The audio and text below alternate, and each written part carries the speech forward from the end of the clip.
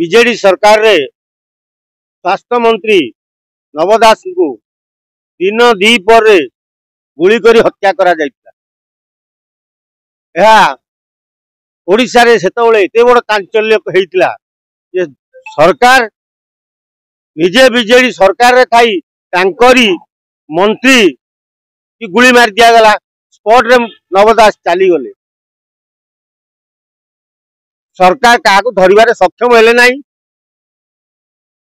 किंतु आज नव दास हत्या समय उपस्थित थिबा पुलिस आज होउचंती मुख्य साक्षी प्रद्युम्न स्वाई से मुख्य साक्षी आज।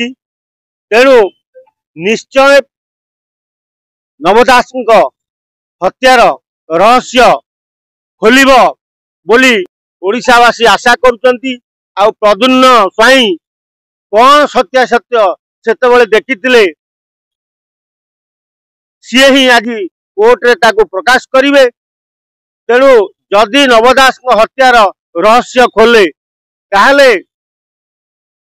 सेह नेब बीजेपी सरकार। बीजेपी सरकार आसिला परे नव दास हत्याकांड खोलिची।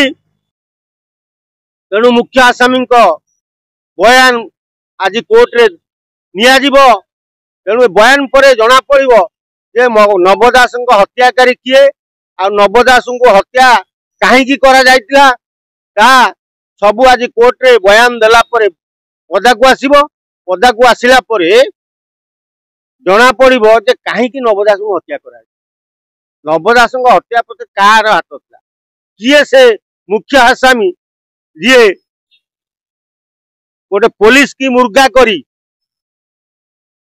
माल देई हत्या करई मिछ बहे कहवा लगी कहीला।